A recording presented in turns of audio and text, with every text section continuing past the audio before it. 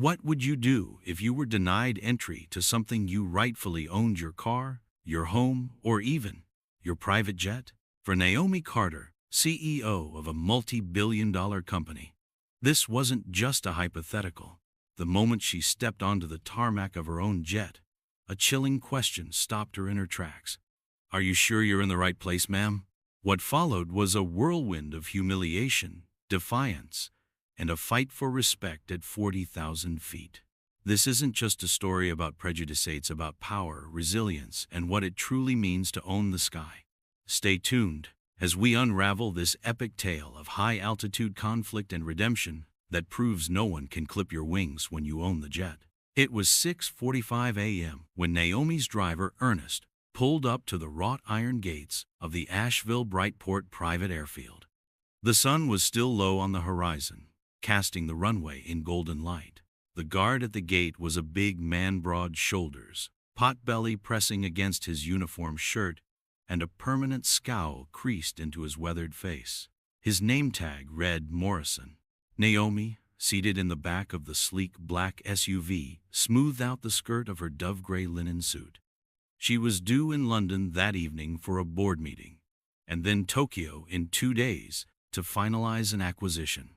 At 42, she was used to flying commercial first class, but after years of intense schedules and missed connections, she had finally purchased her own jet, a brand-new Gulfstream G650.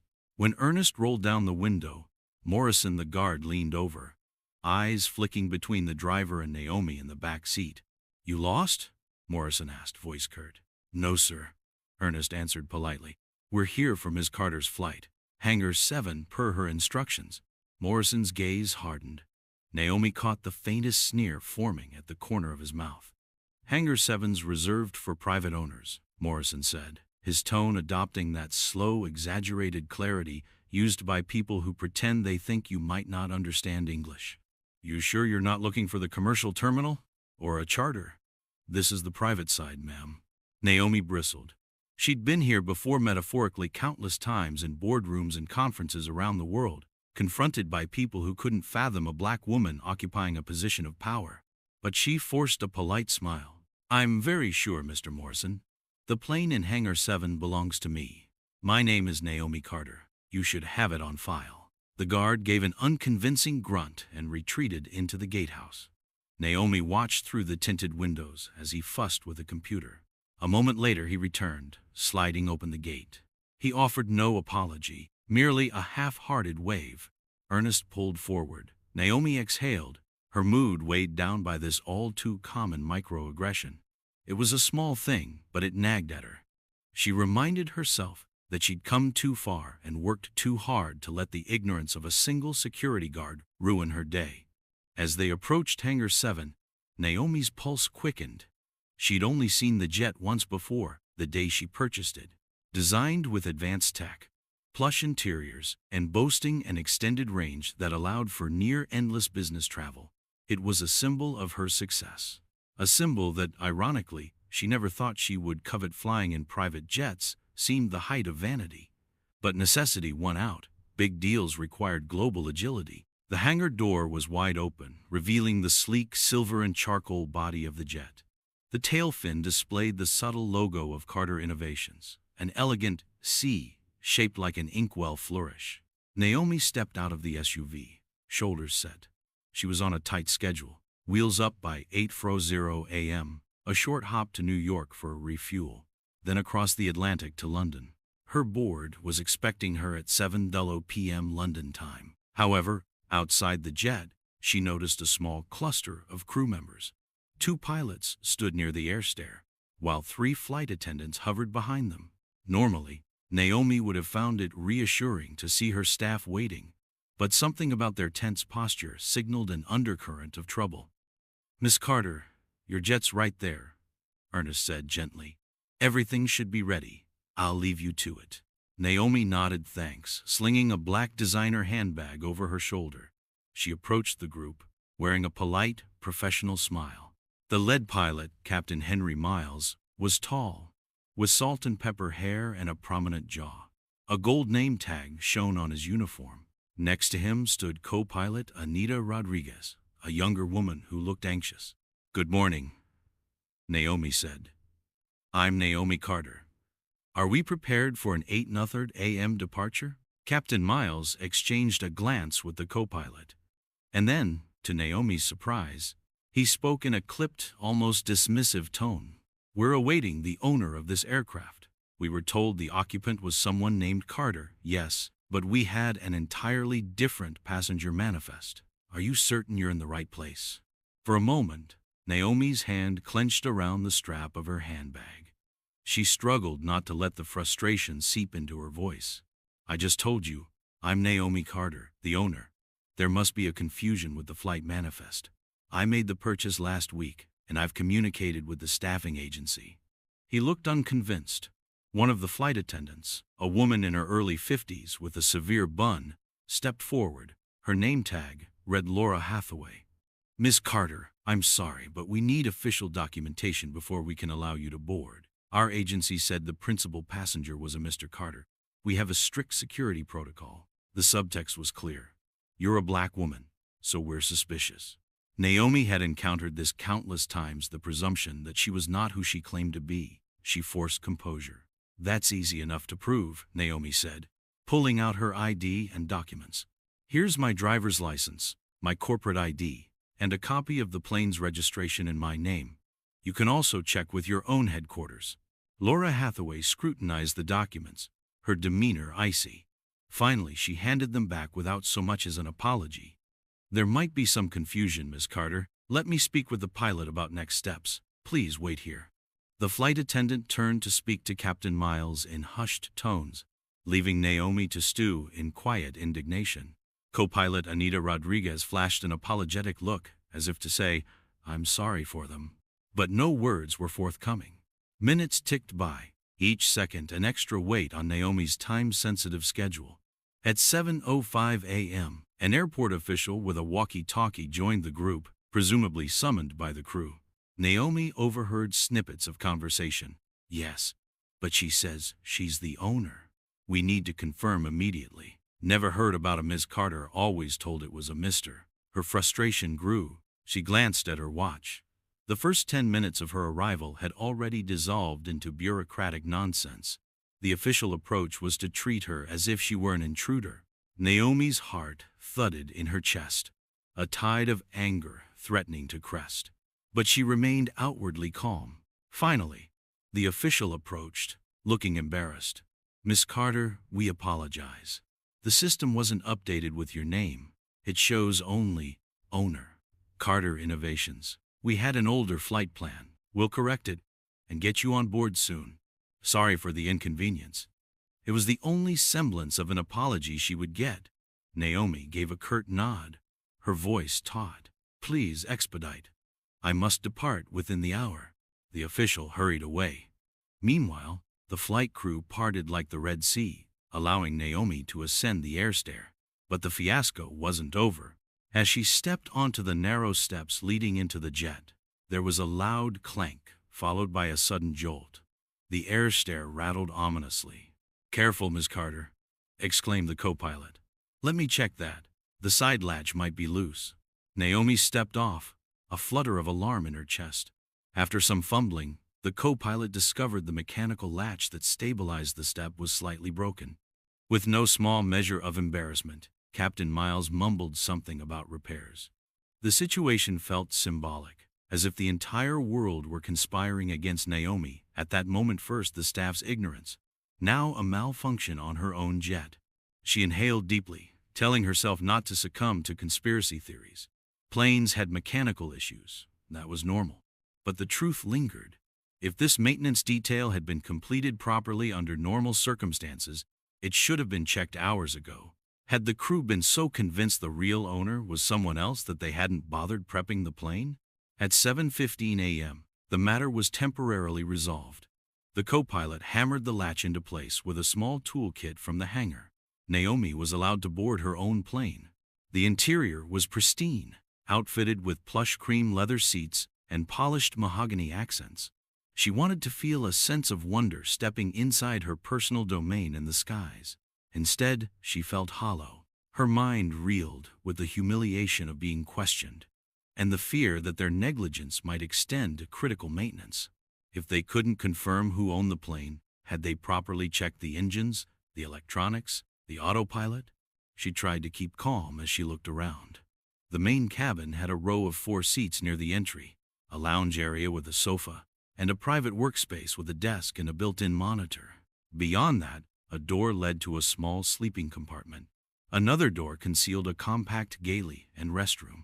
It was beautiful, designed to her specifications and yet tainted now by this rude reception. "Ms. Carter," said the second flight attendant, a quiet young man named Marcus, "can I offer you coffee or water?" His voice trembled slightly, and Naomi realized he was trying to act professional, despite the tension swirling around them. "Water, please," she replied, settling into the leather seat that faced a wide window. Marcus disappeared into the galley. Moments later, Laura Hathaway emerged from the cockpit area, clasping a clipboard. "We should be wheels up by 8:10, Miss Carter," Laura said. "Captain Miles needs to log an updated flight plan because of the initial confusion." "Fine," Naomi muttered. "Let's just leave soon. I've got a meeting in London that I can't afford to miss." Laura offered a curt nod and retreated, leaving Naomi alone with her thoughts. It was now 7:25 a.m. She had effectively wasted almost 40 minutes dealing with racism disguised as routine procedure. The day had barely started, and her sense of exasperation was at a boiling point. Little did she know, the next hours would prove far worse. By 8:15 a.m., the jet taxied onto the runway.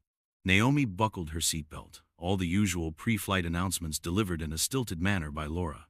Marcus repeated them in French and Spanish. Co-pilot Anita's voice came over the intercom. "Good morning, Miss Carter and crew. This is co-pilot Anita Rodriguez speaking. Flight time to New York City is approximately 2 hours and 45 minutes. Once we land, we'll refuel and depart for London. The weather is clear, so we expect minimal turbulence. We appreciate you flying with us this morning." Naomi almost rolled her eyes. Flying with us? She owned the plane, but she let it pass. The engines revved, and the plane roared down the runway, pushing Naomi back into the soft leather of her seat. For a moment, as the ground fell away, she felt the exhilarating sense of possibility that used to accompany every flight, like stepping into another dimension where the usual earthly constraints didn't apply. Yet the euphoria was fleeting. She opened her laptop to connect with her corporate network, but the in-flight Wi-Fi was spotty. Despite paying for top-tier satellite internet, her screen kept freezing. Frustrated, she tried to tether her phone. That too failed. Marcus approached to offer her the water she'd requested earlier. She took it, forced a smile. "Do you know if the Wi-Fi is having issues?" she asked him. "Let me check with the captain, Miss Carter," he said with a bow of his head. A few minutes later, Captain Miles's voice piped in through a small overhead speaker near Naomi's seat. "Miss Carter, I'm sorry about the connectivity issues. We're trying to reboot the system. Should be resolved soon." Naomi nodded in silence, but as time crawled on and her connection remained unreliable, a nagging suspicion took root. Was it truly a technical glitch, or was someone sabotaging her access to hamper her work? She tried to dismiss the thought. Not everything was about race or sabotage, but the day's earlier events had primed her to see betrayal in every corner. An hour into the flight, Naomi tried again to get online. She needed to join a video conference with her CFO. Instead, she only managed to log in briefly to see a flurry of unread messages. "You are Gent. Naomi. Call me the moment you're settled. We have a potential leak in the Tokyo deal. Overdue. Where are you? The bank's representative wants to confirm your departure time. Confidential. Heard a rumor about your flight crew not clearing you to board. What's going on?" She clenched her jaw. How did word travel so fast that she'd been denied boarding? She typed a hurried reply, but the signal dropped again. She hissed in frustration, shutting the laptop. This was shaping up to be a public relations nightmare. If it got out that the staff of Carter Innovations' own private jet had refused the CEO entry. Marcus passed by, collecting trash from each seat. Laura was nowhere to be seen, and Naomi asked him, "Where's Miss Hathaway?" "She's in the galley." "Did you need something, Miss Carter?" No, just never mind. She found the flight attendant's absence strange. Usually, a lead attendant would be attentive, ensuring the principal passenger had everything they needed. Instead, Laura was AWOL for most of the flight. On commercial airlines, this might be normal, but in a private jet scenario, the lead attendant often hovered like a personal butler. Even more curious, the captain and co-pilot, too, had gone strangely quiet. Aside from the occasional flight update, Naomi's suspicion grew. The initial confusion might not have been confusion at all. Could the staff be colluding to unnerve her, or did they simply resent taking orders from a black woman? About 90 minutes into the flight, the jet encountered turbulence. The seatbelt light flickered on, and Captain Miles' voice crackled. "Ms. Carter, seatbelt sign is on. Please remain seated. We'll try to climb above this layer of air disturbance." The plane jolted, knocking Naomi's water off the side table. She cursed under her breath, rummaging for napkins to mop up the spill. Through the window, she could see heavy clouds swirling around the wing, a sign of unstable weather. She rechecked her watch. If they landed in New York at around 10,000 a.m. Eastern, refueled quickly, they could depart by 11,000 a.m., arrive in London by 9,000 p.m. local time. That was still salvageable barely for her 7:10 p.m. board meeting. She'd be late, but her CFO could stall them. Yet the presence of the storm and the bumpy ride had her nerves on edge. She stared out at the darkening sky. Just my luck, she thought. All the money in the world can't buy a smooth flight if Mother Nature has other plans. The landing in New York's private business aviation terminal came at 10:05 a.m. Naomi was in a rush to finalize a few calls while on the ground. The moment the wheels touched down, she scrambled for her phone. As soon as she had a signal, calls and texts poured in. She stepped off the plane to pace on the tarmac, ignoring the swirl of ground staff fueling the jet. She called her CFO, Marianne Kane. "Marianne, I need you to handle the London board. I'll be late," Naomi said. Her voice clipped as she relayed the entire fiasco. "Please let them know I have a credible excuse. Also, about the Tokyo deal, any updates on the leak?" "We're still looking into it," Marianne replied. "It might be an internal source." "Naomi, are you sure you're okay? I've never heard you sound so rattled." Naomi glanced up at the plane's open door, where she could see Captain Miles and Laura Hathaway exchanging what looked like heated words. She turned away to maintain privacy. "I'll manage," she told Marianne. "Just be ready in case I need to escalate. Also, keep this quiet for now. I don't need more rumors spreading about how incompetent or prejudiced my staff might be." "Understood. Good luck."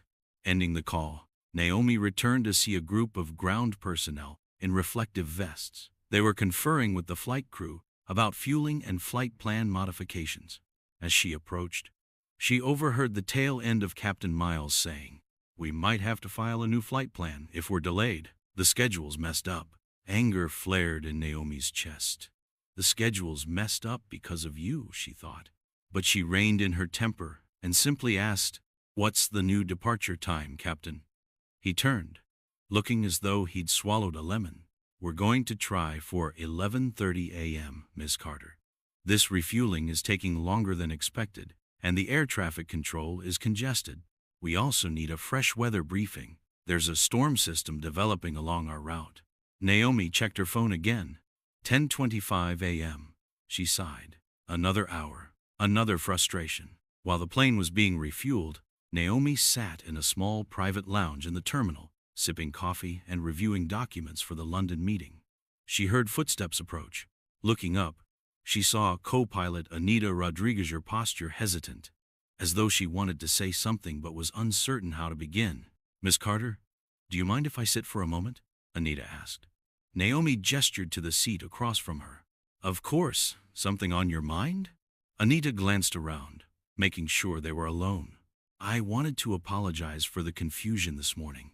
Captain Miles and Laura, they were convinced we had the wrong passenger. I tried to clarify, but they didn't want to hear it. I think there might be a glitch in the staffing agency's paperwork. But also, well, Captain Miles used to work for another private owner. He assumed that was who he'd be flying." Naomi studied the co-pilot's face. She detected a genuine remorse behind her dark brown eyes. An older gentleman from Texas named Carter, Naomi repeated, her tone dry. Right. Well, that's not me. Anita offered a sympathetic smile. I know. I just wanted you to know I never intended any disrespect. I appreciate that, Naomi said, letting some warmth infuse her voice. She paused, debating whether to probe deeper. Finally, she went on, but it seems like it's more than a simple mix-up. The pilot didn't ask for ID, didn't try to confirm. He just assumed. Anita shrugged helplessly. You're right. The truth is, he has preconceived notions. I overheard him say something about not expecting a black woman on the flight. I'm sorry if that's offensive, but you deserve to know. Naomi felt a swirl of emotion sang her. Disappointment. A sort of, why am I not surprised? Resignation. She forced a grim smile. Thank you for being honest with me. Please keep me updated if there's anything else I should know. Anita nodded, rising from the chair. As she left, Naomi stared at her coffee cup, swirling the liquid. So that's it, she thought. He literally said he wasn't expecting a black woman. The knowledge that her presence alone was so jarring to her own pilot threatened to overshadow her usual cool composure. By 11:15 a.m., Naomi was back on the plane. Marcus offered her a glass of fresh juice. She accepted, noticing that her hands trembled slightly. She rarely let racial bias get under her skin so deeply she was used to it, adept at rising above. But the unexpected betrayal in her private domain cut deeply. Captain Miles still wore a stiff expression, as though this entire flight was an inconvenience. Laura Hathaway busied herself with a checklist, not meeting Naomi's gaze. Co-pilot Anita sat quietly in the cockpit, preparing for departure. Finally, the door closed. The jet engines hummed to life. An unspoken tension coated every interaction. Flight time to London is about 6 hours and 50 minutes, Captain Miles said flatly over the intercom. We'll do our best to make up time in the air. Naomi tightened her seatbelt, bracing herself. She whispered under her breath, just get me there safely. Once airborne, Naomi tried to immerse herself in work, but the continuing internet issues made that nearly impossible. She flicked through slides for her London pitch, typed offline notes, and glanced occasionally at the flight tracking monitor. They were cruising at 36,000 feet over the Atlantic. Then turbulence hit again, a jarring one that rattled the cabin for a good 10 minutes. Laura Hathaway hurried up the aisle, ensuring seatbelts were fastened. She paused at Naomi's row, placing a hand on the seatback. Miss Carter, do you need anything? We might be in for some choppy air for the next half hour. Naomi's eyebrows shot up, surprised at the courtesy. No, I'm good, thank you. Laura pursed her lips. I also wanted to apologize for the confusion earlier. It's protocol to verify passenger identity. We just had some misinformation. Naomi forced a tight smile. Consider it water under the bridge, Ms. Hathaway. Laura gave a curt nod and moved on, but Naomi couldn't help noticing the tension in the older woman's posture. Did Laura truly regret her behavior, or was she merely trying to cover her tracks? The turbulence worsened, and the seatbelt sign dinged overhead. Naomi tried to distract herself with the half-functional Wi-Fi, but a few seats behind her, she heard the squeak of a seat, as if someone had jerked upright. She turned to see the co-pilot stepping out of the cockpit, looking frazzled. Captain Miles remained inside. Anita marched down the aisle, presumably heading to the aft of the cabin. Strange, Naomi thought. Why leave the cockpit during turbulence? In the aft galley, a hushed argument broke out between Anita and Laura. Naomi couldn't make out the words, but their tense voices carried. She heard Anita hiss, "Stop fueling his attitude," and Laura reply in a low snarl, "You don't understand. Just do your job." Curiosity flared in Naomi. She was stuck in her seat due to turbulence, but she made a mental note to ask Anita later what that was about. When the air finally smoothed, Anita slipped back into the cockpit, a furious glint in her eyes. Laura, for her part, made a big show of calmly stepping out and proceeding with tasks, as though nothing happened. Marcus and the other flight attendant, a young woman named Bianca, looked caught in the crossfire of attention they couldn't comprehend. Naomi eventually unbuckled and moved to the small desk area near the front. She opened her laptop again, noticing a new surge of partial connectivity, a bright spark of hope. If she could at least email her CFO with updated instructions, maybe she could save face at the London meeting. She fired off a short email. Marianne, I'm in the air, facing turbulence, both literal and metaphorical. Doing my best to arrive before 9 p.m. London time. Please keep the board calm. Naomi. She hit send, and to her relief, the progress bar completed. Maybe the connectivity was improving. Then she clicked on a tab that contained flight path data. She stared at it, frowning. The route had slightly changed. Instead of heading on a northeasterly track, it zigzagged around a patch of weather. Okay, that could be normal, she told herself. But was it? Co-pilot Anita was the only one who seemed on her side, so Naomi decided to talk to her. She edged forward and gently knocked on the cockpit door. Who is it? Came Captain Miles' terse reply. It's Naomi Carter, she said, forced politeness in her tone. May I enter? A pause, then the door unlatched. She stepped in to find the captain glaring at her from the left seat. Anita, in the right seat, offered a small nod of greeting. What can we do for you, Miss Carter? The captain asked, his words so tight they seemed almost spat out. I was curious about the flight plan, Naomi said. The route seems changed from what we initially filed. The captain swiveled, scowling. We've rerouted around a storm front. There's a line of thunderstorms near Greenland. Safety is paramount. Naomi nodded slowly, ignoring the condescending note in his voice. Of course, safety first. Anita glanced at Naomi, then turned to face the instrumentation. It's standard procedure to deviate around major weather systems, Ms. Carter. We prefer to add distance rather than risk flying through severe turbulence or storms. Naomi studied the displays, noticing that the deviation would add roughly 30 minutes to their flight time. Understood. I just want to make sure we'll still land in London on time. Captain Miles shrugged. We'll do what we can, Ms. Carter. But weather is beyond our control. Naomi forced a smile. Thank you, Captain. Anita. She left the cockpit, her mind reeling. Was the weather truly that bad, or was the captain intentionally creating delays? She had no proof, but the seeds of doubt were deeply planted. Another hour passed. It was nearing 3:00 p.m. Eastern Time, and they were about halfway across the Atlantic. Naomi attempted to catch a short nap, but her anxieties churned. She kept replaying that security guard's sneer at the gate, Captain Miles's suspicious shift in flight plan, and the friction between Laura and Anita. All the while, the data leak regarding the Tokyo deal loomed in the back of her mind. Suddenly, a beep from the overhead speaker made her sit upright. Captain Miles's voice came through. Ms. Carter, please come to the cockpit immediately. Her gut tightened. Was there an emergency? She hurried forward, ignoring Laura's inquisitive glance. Stepping into the cockpit, Naomi saw Captain Miles with a grave expression, and Anita looked furious. What's going on? Naomi asked, eyes scanning the flight panels. We received a communication from air traffic control that someone from your company is demanding we divert to Halifax, the captain said, his voice shaky. They claim you insisted on an emergency landing. Naomi's eyes widened. That's nonsense. I gave no such instruction. Anita cut in, her voice trembling with suppressed anger. I heard the same message. They said your office demanded an immediate diversion, but I suspect it's not from your office at all. It might be a hoax or a sabotage request. Naomi's head spun. A sabotage request? Why would someone? Captain Miles snorted. Maybe it's one of your business rivals.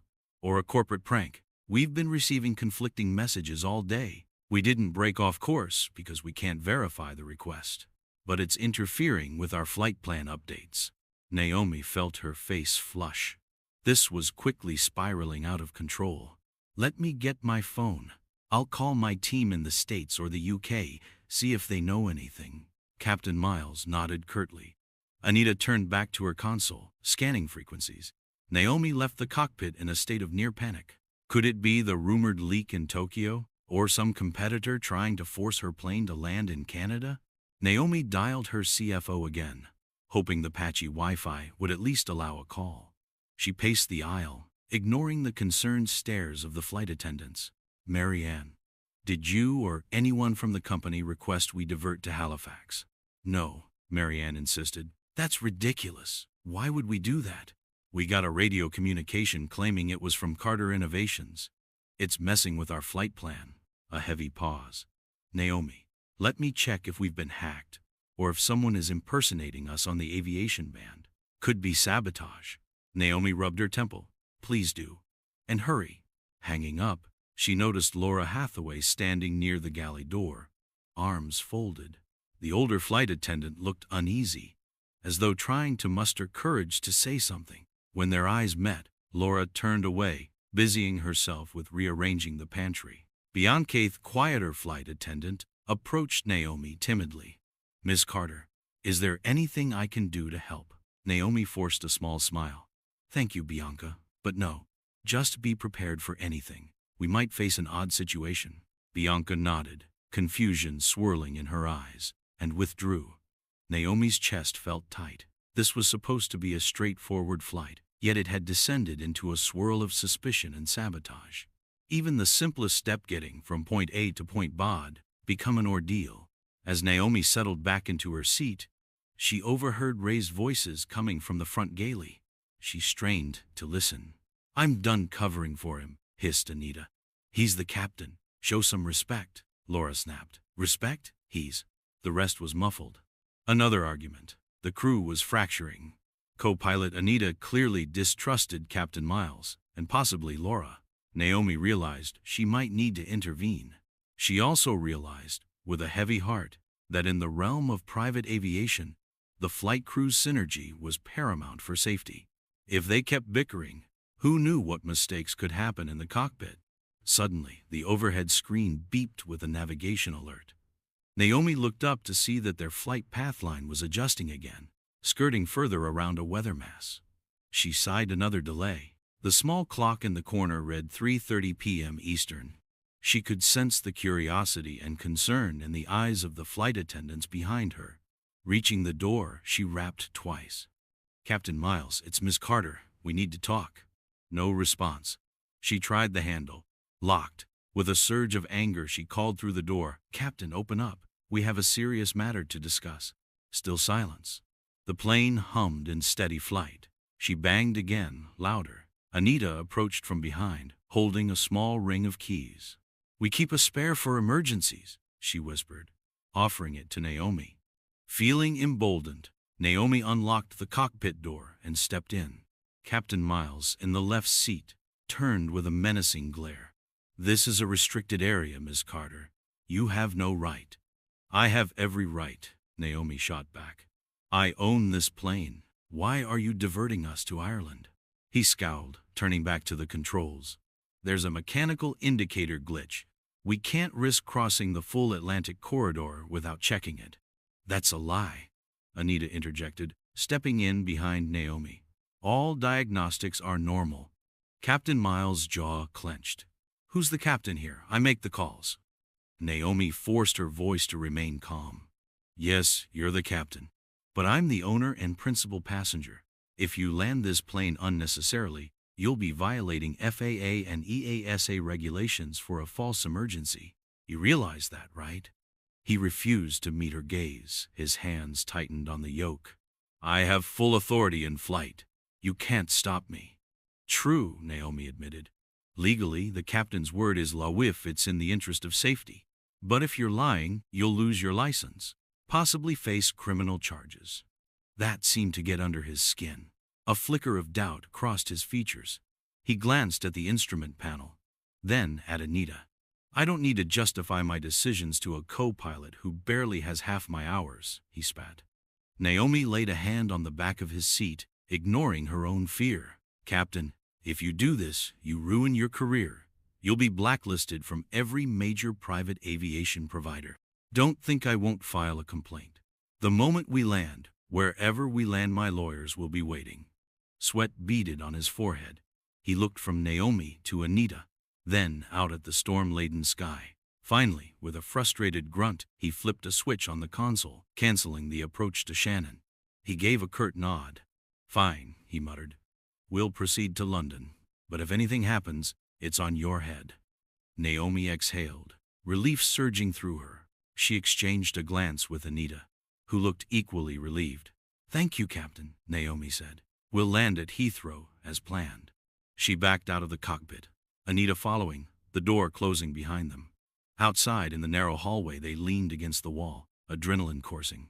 It was a victory, albeit tenuous. Miles was furious, but at least he wasn't forcing a diversion. With the confrontation behind her, Naomi returned to her seat. Samuel Kim gave her a thumbs up from across the aisle. She nodded, a small smile of triumph forming. Laura and the other flight attendants seemed to breathe easier. Minutes later, the overhead speaker chimed. Captain Miles' voice came through, forced and cold. Attention, Miss Carter and crew. We are resuming our direct flight to London Heathrow. Expect arrival around 10,000 p.m. local time. Flight attendants, please prepare for final approach in approximately 2 hours. Naomi nodded to herself. She reclined her seat slightly, letting the tension ease from her muscles. They were on track after all these fiascos. Just land safely, and I'll handle the aftermath on the ground. During those last 2 hours, Naomi oscillated between drafting an internal HR complaint in her head and reviewing London meeting notes. She decided she wouldn't let the board see her frazzled. The moment she landed, she'd have a car waiting to whisk her to the tail end of the meeting, or at least a private dinner with key stakeholders. She also planned to speak with the private staffing agency that provided the pilot and crew. This fiasco would not go unaddressed. Anita likely would be spared. So would Marcus, Bianca, maybe Laura. But Captain Miles was finished. There was no way she'd let him pilot her plane again. The plane soared on, the dark Atlantic below, star-strewn sky above. Gradually, the horizon glowed with city lights as they neared the UK. Naomi gazed out her window, feeling a strange mix of relief and anger. This was her first official flight on her privately owned Gulfstream, and it had turned into a trial by fire, revealing just how deeply racism and bigotry could lurk, even in the rarefied world of luxury aviation. At 9:55 p.m. local time, over 2 hours behind schedule, the Gulfstream G650 finally touched down at a private terminal in London Heathrow. Naomi felt the jolt of the landing gear hitting the runway with a sigh of relief. She unbuckled, ignoring the standard rule to remain seated until the plane stopped completely. She had too much to do. Looking through the window, Naomi saw the swirl of ground crews and the glow of terminal lights. A black car waited on the tarmac, arranged by Marianne. As the engines powered down, the air stair lowered, this time without malfunction. Naomi gathered her belongings and stood near the door. Captain Miles emerged from the cockpit. He removed his headset, and for a moment, his expression flickered with something akin to regret or maybe just defeat. He extended a hand as if to shake Naomi's, but she merely looked at him, arms folded. "I'm sorry if the flight was unpleasant," he said stiffly. Naomi glanced at his outstretched hand. She let silence hang.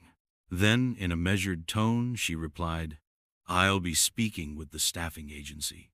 Expect further communication from my legal department." He withdrew his hand, lips pressed into a thin line. Without another word, he turned away. Anita, behind him, caught Naomi's eye and nodded, a silent show of solidarity. Naomi stepped off the plane, the brisk London air biting her cheeks. The difference in temperature from the Carolina morning felt like a lifetime away. A wave of exhaustion threatened to overwhelm her, but she pushed it back. She had a meeting to salvage. Marianne stood by the car, phone in hand. "Naomi," she called, hurrying over. "Are you all right?" The board meeting ended, but a few members are still in the lounge at the hotel. Naomi nodded, jaw tight. "Yes, let's get going. I'll brief them. I need to handle the fiasco with the pilot first." Samuel and the flight attendants disembarked behind her. Laura avoided eye contact. Marcus and Bianca kept quiet, and Anita approached Naomi quietly. "Ms. Carter," Anita said, "I'd like to continue with you if possible. I'll resign from the agency. I can't fly with that pilot again." Naomi's expression softened. "We'll talk, Anita. I appreciate everything you did." Anita smiled with relief, stepping aside to let Naomi pass. Outside, airport officials approached the captain, presumably to finalize paperwork. Naomi glimpsed him shooting an angry look in her direction. She didn't care. This was her domain now. Climbing into the car, Naomi slammed the door shut. The driver sped toward the exit gates. She looked out at the shimmering city lights of London, heart pounding with unresolved tension. The flight was over, but the drama was not. At 10:45 p.m., Naomi arrived at the Grand Old Hotel in Mayfair, where Carter Innovations had arranged a suite of conference rooms. Her CFO, Marianne Kane, stood in the corridor, clutching a tablet. A handful of board members milled about, some wearing coats, preparing to leave. "Naomi, you're here." Finally, Marianne said, relief washing over her features. "We managed to hold them off with a partial briefing." Naomi swept inside, shoulders straight. The board members turned, surprise evident. Roger Thompson, an influential voice on the board, stepped forward. "Naomi, we were worried. Heard something about you being held up by your own flight crew? That can't be right." She offered a cool smile. "Unfortunately, it's accurate. I had to deal with insubordination, but I'm here to finalize any urgent points. Let's not waste more time." The group reconvened for a short session, discussing the key proposals, budgets, and next steps for the Tokyo acquisition. Naomi did her best to remain poised, though exhaustion and anger gnawed at her. She knew rumors would spread about the fiasco, but if she delivered results, she could quell the speculation. Once the meeting concluded, Roger Thompson lingered. "Naomi, a word in private?" She nodded, leading him to a small adjoining lounge. A server poured fresh coffee.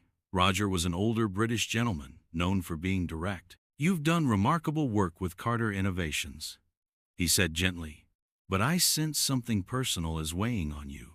If there's anything the board can do—" Naomi sipped coffee, hesitating. He was an ally, but did she want to air her grievances about racial prejudice to a board member who might not fully understand? "It was a personal conflict with the flight crew, Roger. They doubted my identity as the owner because I'm a black woman. The pilot was openly hostile." Roger sighed, eyes downcast. "I'm sorry you faced that. Times are changing, but not fast enough. Do what you must. If you want the board's support, you have it. Dismiss them all if necessary." Naomi felt a surge of gratitude. "Thank you. I might just do that." They parted ways. On her ride back to the suite she'd booked, Naomi's phone buzzed with a text from Anita. "If you need a pilot's account of what happened, I'll testify." "Captain Miles threatened me as well," Naomi typed back. "Thank you, Anita. I'll be in touch." Despite the fiasco, Naomi's schedule demanded she continue on to Tokyo the next day. The major contract signing was 2 days away, and she had to appear confident, unruffled. She debated firing the entire crew on the spot in London, but they were thousands of miles from home. Temporary compromise. She decided to keep the existing crew minus Captain Miles if she could replace him. She'd ask Anita to take the lead seat if her qualifications permitted. If not, she'd hire a local pilot from London for the single flight to Tokyo. Then, once in Tokyo, she'd finalize new permanent staffing. But there was another problem. Captain Miles refused to leave. He insisted the contract with the staffing agency required him to fly the plane. If Naomi let him go in a foreign country, the agency might penalize her or claim breach. Legal complexities abounded. By pulling some strings, Naomi's global connections identified an available pilot in London named Ethan Sinclair, a calm, affable Brit with 15 years of experience flying private jets. Naomi interviewed him briefly in the lounge, found him professional, and offered him a temporary contract. He accepted, eager for the job. Confrontation was inevitable. Captain Miles raged when told he wouldn't be at the controls. Naomi calmly explained he was relieved of duty pending an investigation. Miles threatened lawsuits. Naomi stood firm, warning that any further hostility would be grounds for immediate termination. The tension was electric as Ethan boarded, acknowledging Miles with a curt nod. Finally, the day after arriving in London exhausted, behind schedule, Naomi's Gulfstream departed for Tokyo. Ethan piloted, Anita co-piloted. Captain Miles sat in the passenger cabin, arms folded, face dark with anger. Laura, Marcus, and Bianca resumed their usual tasks. Samuel Kim joined again, quietly supporting Naomi in the background. The change was palpable from the start. Ethan Sinclair exuded confidence and courtesy, explaining every step of the flight plan to Naomi, ensuring transparency. Anita, relieved to work with someone respectful, finally looked relaxed. Captain Miles, however, nursed his fury in one of the passenger seats, refusing refreshments. He spent most of the flight making phone calls to the staffing agency, presumably to defend himself. Laura hovered around him uncertainly, while Marcus and Bianca focused on Naomi's comfort. Mid-flight, Naomi stepped into the cockpit to see how things were going. Ethan greeted her with a polite smile, and Anita turned to speak softly. "We're cruising at 40,000 feet. Tailwinds are good. Should arrive in Tokyo an hour ahead of schedule." Naomi offered a small grin. "Now that's refreshing news." Ethan nodded. "We made up time. And Ms. Carter, I want to thank you for trusting me on short notice. If you need a permanent arrangement, I'd be happy to discuss it." Naomi appreciated his professionalism. "Thank you, Ethan. Let's get to Tokyo safely, and then we'll talk." She paused, adding, "I'm sorry about the drama with Captain Miles. He's unhappy." Ethan shrugged. "I've met his type before. Some old-school pilots have trouble respecting new owners, especially if they're not who they expect. He'll have to adapt or find another line of work." Naomi felt a wave of relief. Here was someone who saw the situation clearly. She left the cockpit with renewed confidence. Meanwhile, in the passenger cabin, Captain Miles glowered at Laura, who tried to placate him. "Maybe you can talk to Ms. Carter again," Laura suggested. "Apologize. Offer to restore her confidence in you," he sneered. "She won't listen. She wants me gone. I'll show her. He broke off when he noticed Marcus passing by. The young flight attendant pretended not to listen, but the hostility in Miles' voice was hard to miss. Laura sighed, gesturing for him to keep his voice down. "Captain, this is her plane. If you push her further, you'll lose everything." His fists clenched. "She's humiliating me, replacing me with a local pilot. This is unacceptable. Carter or no Carter, I won't stand for it." Despite the low volume Naomi overheard from her seat near the aisle, she mentally noted every word. "So he sees me as an usurper? All because I'm not the right kind of Carter." The bizarre drama continued, but she'd handle it the moment they landed. After a long flight over Europe, Russia, and finally the Sea of Japan, the plane descended into Haneda Airport under the blanket of night. Tokyo's neon skyline gleamed in the distance, a pulsing testament to the modern age. It was near 8 p.m. local time. Ethan guided the Gulfstream to a private hangar, the landing smooth as silk. Naomi breathed a sigh of relief as the engines powered down. Finally, she thought, no more in-flight drama. She stood at the cabin door, glancing back to see Captain Miles remain seated, eyes distant, arms still crossed. Laura hovered near him, uncertain. Marcus and Bianca busied themselves with post-flight tasks. Anita approached Naomi with a grateful smile. "We did it, Miss Carter. Safe and early." Naomi placed a hand on her shoulder. "Yes, we did. Thank you, Anita. I'll be in touch about next steps." Two men in suits, Naomi's local security detail, waited at the foot of the air stair. They bowed politely, guiding her to a chauffeured car.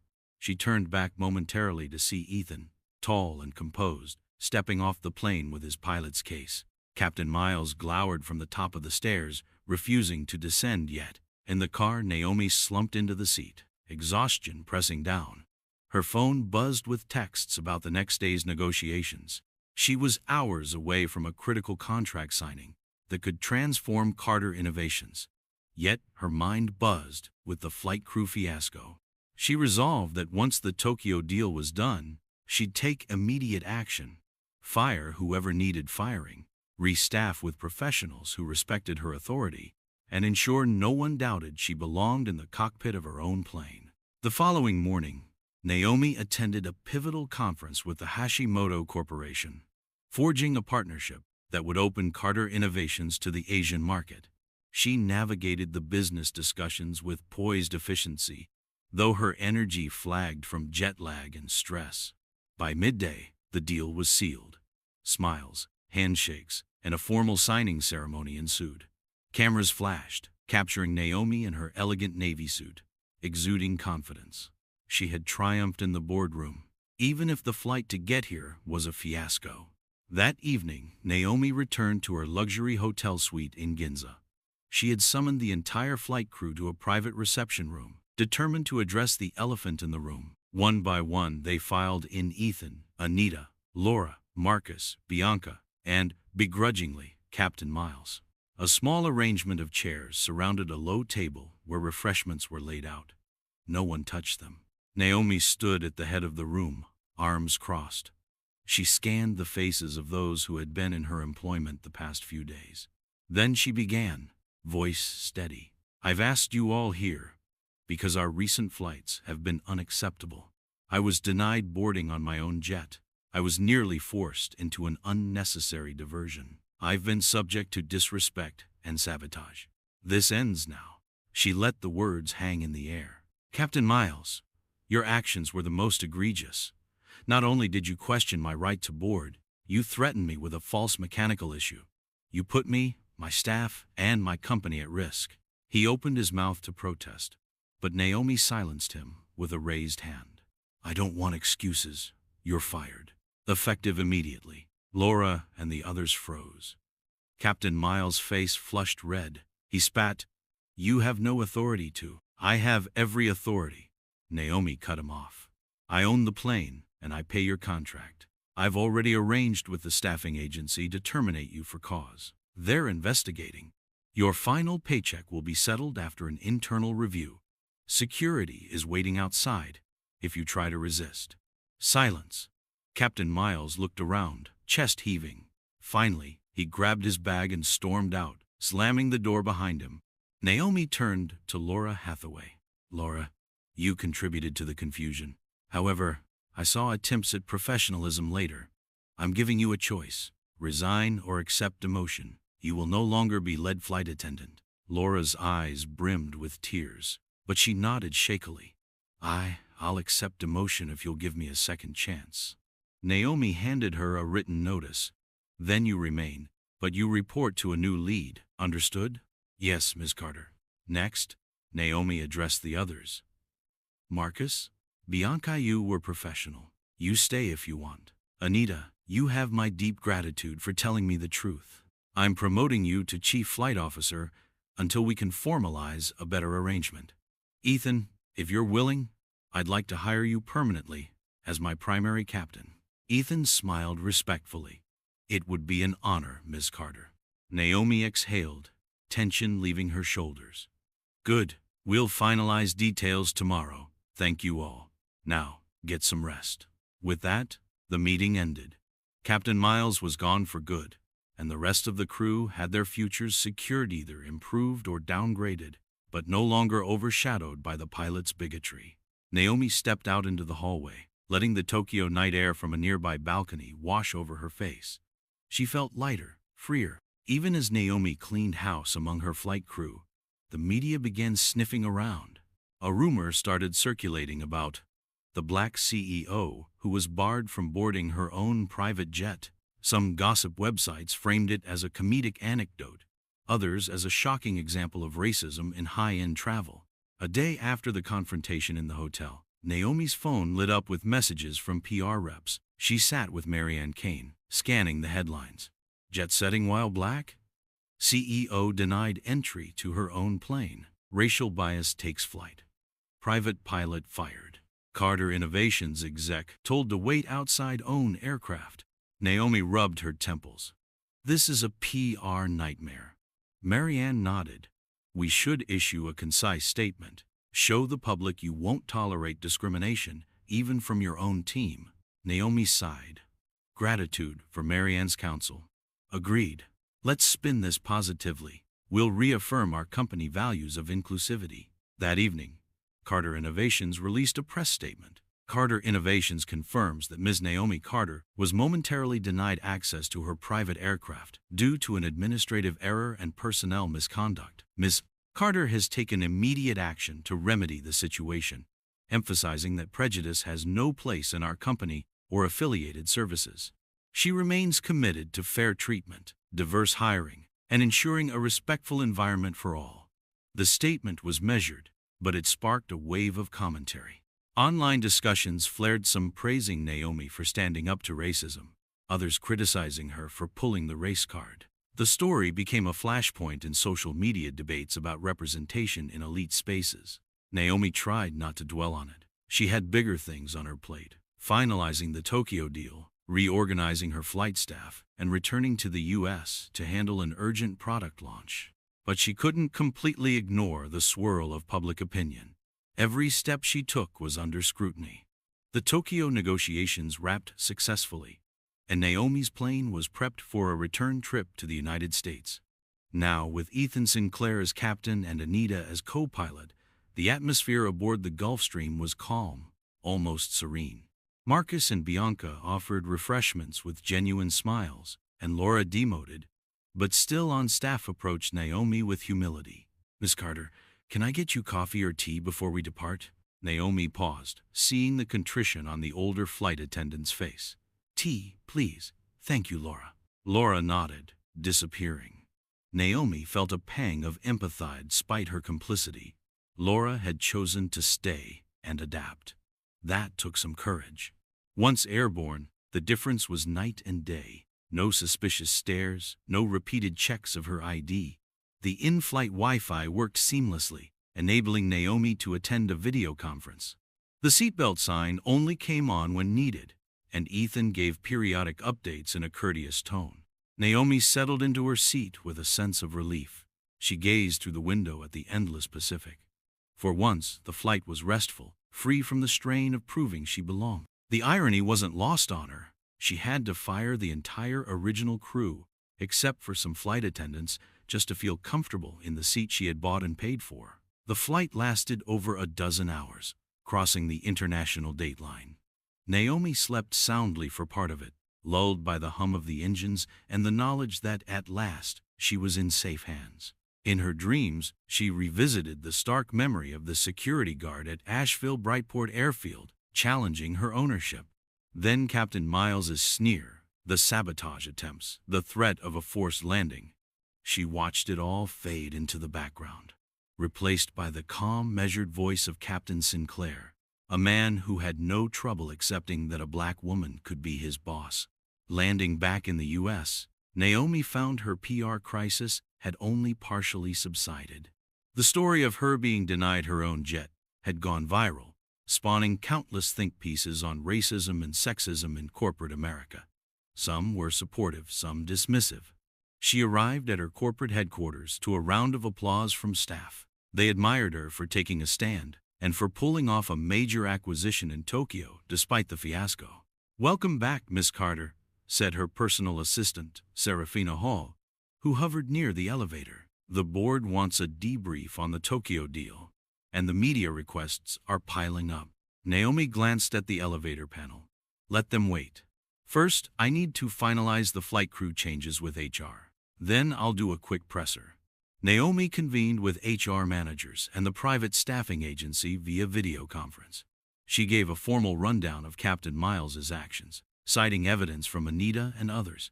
The agency had no choice but to concede he violated multiple policies. He would be blacklisted from Carter Innovations flights. Meanwhile, Naomi offered permanent contracts to Ethan Sinclair as pilot and Anita Rodriguez as co-pilot, with the flight attendants allowed to remain minus any further leadership role for Laura. Marcus and Bianca gratefully accepted indefinite terms under Carter Innovations, while Laura accepted her demotion and subsequent retraining. With that, the staffing fiasco ended. Naomi felt a weight lift from her shoulders. She had replaced an environment of hostility with one of respect. That afternoon, Naomi held a short press conference. She appeared in a crisp black blazer, flanked by Marianne Kane. Cameras clicked, journalists eager for quotes. "Ms. Carter, is it true you were racially profiled by your own pilot?" one reporter asked bluntly. Naomi met the reporter's gaze. "The pilot acted in a manner that suggests prejudice. Let's call it what it is. I've since taken corrective measures to ensure no one else endures that kind of disrespect." Another reporter chimed in. What do you say to critics who claim you overreacted? Naomi smiled wryly. I say that if you can't board your own plane without facing suspicion, it's not an overreaction to address it. I stand by my decision. Then, a more sympathetic question. Do you hope your experience changes the private aviation industry? Naomi paused. Yes. This isn't just my story.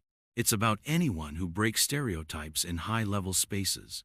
I hope it encourages the industry to train staff to avoid assumptions based on race or gender. If I can't fly my own jet without hassle, imagine how others in less privileged positions feel. The conference ended with a storm of questions, but Naomi left gracefully, refusing to let the negativity overshadow her triumph. The event made headlines.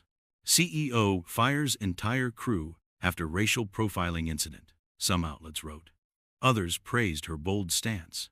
Public opinion was mixed, but one fact remained. Naomi Carter's name was now synonymous with challenging discrimination in rarefied spaces. Months later, Naomi's Gulfstream soared above the clouds once again, traveling from New York to Berlin. Captain Ethan Sinclair piloted with steady competence, Anita Rodriguez as co-pilot, and Marcus, Bianca, and a newly hired lead attendant named Grace provided impeccable service. Naomi, seated by the window, gazed at the brilliant blue sky. This time, there was no drama, just a seamless flight. The Wi-Fi worked flawlessly, the cabin hummed with quiet efficiency, and no one questioned Naomi's ownership. In her seat, she reflected on the harrowing first trip. The gate guard, the pilot's prejudice, the sabotage attempts, the forced near diversion. It felt distant now, like a bitter memory that spurred positive change. She had proven that it was her plane, her rules, and her dignity. The scandal ended with a message that rippled beyond Carter Innovations. Prejudice in any form would be met with decisive action. Naomi closed her laptop, smiling to herself. In the quiet hush of the cabin, she allowed a moment of gratitude. She had faced down bigotry at 40,000 feet and emerged stronger, with an unwavering commitment to change. High above the world, she truly owned the sky, and